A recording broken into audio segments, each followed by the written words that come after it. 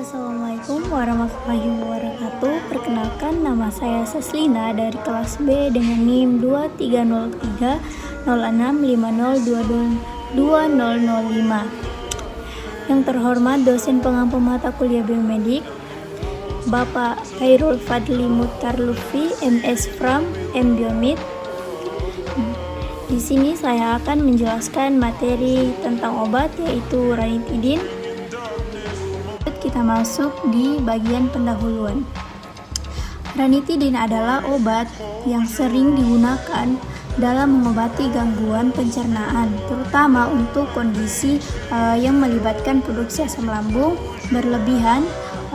Obat ini bekerja dengan menghambat reseptor histamin H2 di sel-sel parietal dalam dinding lambung yang membantu mengurangi produksi asam lambung.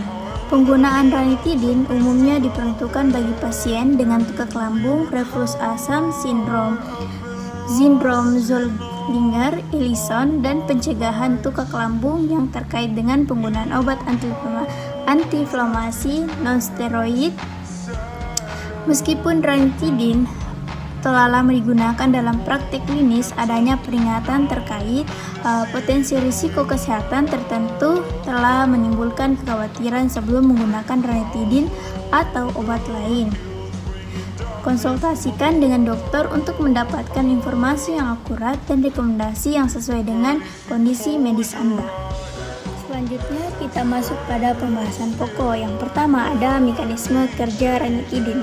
Ranitidin bekerja dengan mengikat reseptor H2 histamin tanpa merangsangnya. Hal ini menyebabkan penurunan aktivitas reseptor dan penghambatan sinyal, yang biasanya akan merangsang sel-sel parietal untuk memproduksi asam lambung. Akibatnya, produksi asam lambung berkurang, membantu mengurangi iritasi pada lambung dan kerongkongan serta membantu penyembuhan tukak lambung. Selanjutnya kita masuk pada penggunaan klinis ranitidin. Penggunaan klinis ranitidin. Yang pertama ada tukak lambung. Ranitidin digunakan untuk mengobati tukak lambung, yaitu luka yang berbentuk pada lapisan dalam lambung akibat iritasi yang disebabkan oleh asam lambung berlebihan. Ranitidin membantu mengurangi produksi asam lambung dan mempercepat penyembuhan akut tukak. Yang kedua ada reflux asam. Ranitidin sering digunakan untuk meredakan gejala reflux asam yang terjadi ketika asam lambung naik ke kerongkongan.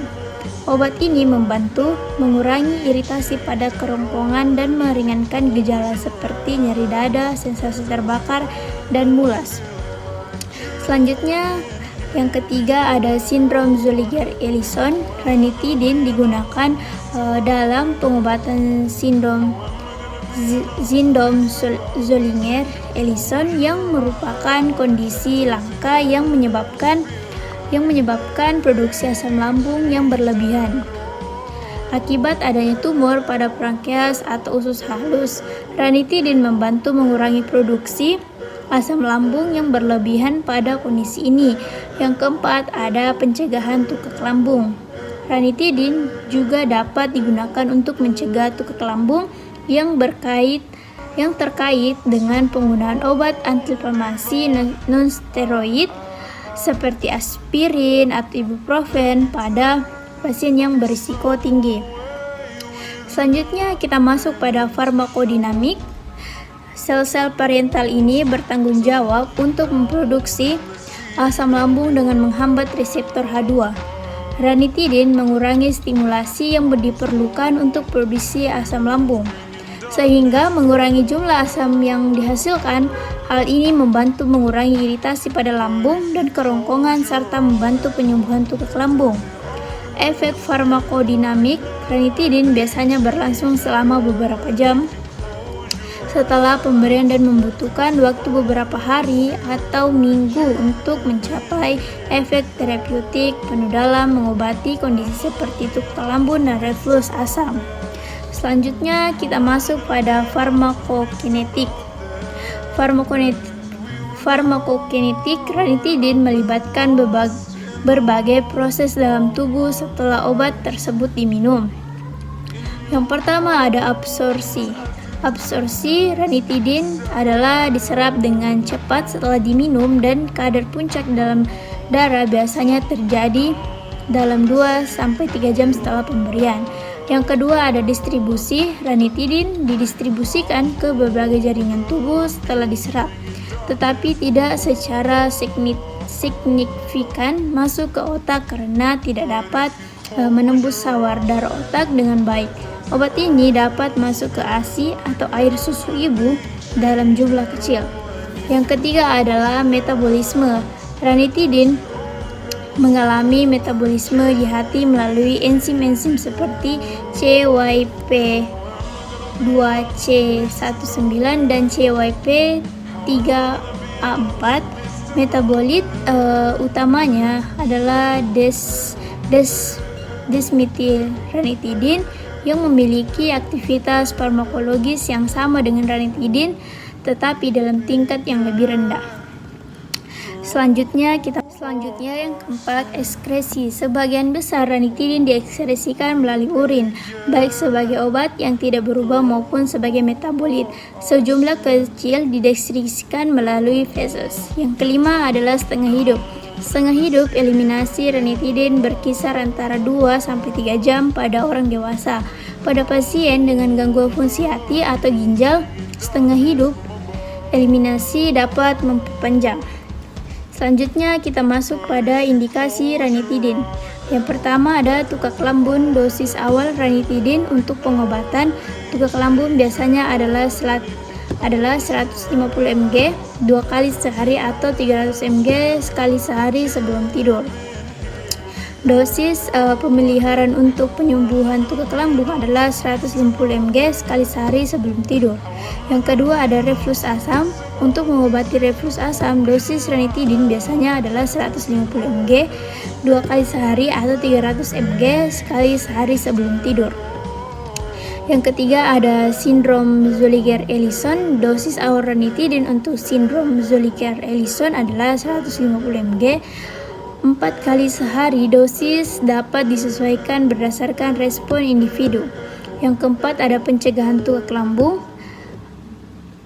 Untuk mencegah tukak lambung yang terkait dengan penggunaan obat antiinflamasi dan steroid, dosis ranitidin biasanya adalah 150 mg 2 kali sehari. Selanjutnya kita masuk pada dosis ranitidin. Dosis ranitidin dapat bervariasi tergantung pada kondisi medis individu dan respon terhadap pengobatan. Penting untuk mengikuti petunjuk dokter atau label obat yang tertera pada kemasan. Jangan mengubah dosis atau menghentikan penggunaan ranitidin tanpa berkonsultasi dengan dokter terlebih dahulu. Efek samping pada ranitidin. Beberapa efek samping yang mungkin terjadi ketika menggunakan ranitidin. Yang pertama ada efek samping umum, termasuk sakit kepala, pusing, kelelahan, dan diare. Yang kedua ada efek samping pada saluran pencernaan, termasuk mual, muntah, konstipasi, dan perubahan rasa pada lidah. Yang ketiga ada reaksi alergi. Meskipun jarang terjadi, beberapa orang mungkin mengalami reaksi alergi terhadap ranitidin. Gejala alergi dapat mencakup ruang kulit, gatal-gatal, pembengkakan wajah, bibir atau lidah, serta kesulitan bernapas. Yang keempat, peningkatan risiko infeksi. Beberapa penelitian menunjukkan bahwa penggunaan jangka panjang ranitidin dalam dosis tinggi mungkin meningkatkan risiko infeksi, terutama infeksi saluran pernapasan dan saluran pencernaan. Dan yang terakhir, infeksi samping pada hati. Penggunaan ranitidin dalam dosis tinggi atau dalam jangka waktu yang lama dapat menyebabkan masalah pada hati meskipun kasus ini jarang terjadi. Selanjutnya kita masuk pada kesimpulan. Kesimpulannya, ranitidin adalah obat yang digunakan untuk mengurangi produksi asam lambung dalam tubuh. Obat ini bekerja dengan menghambat reseptor histamin H2 di sel-sel parietal dalam dinding lambung yang mengurangi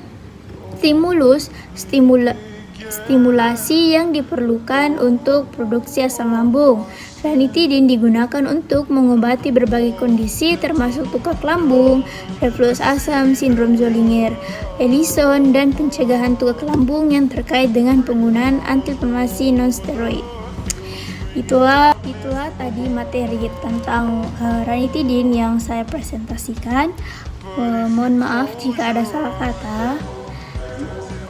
Cukup sekian dari saya. Assalamualaikum warahmatullahi wabarakatuh.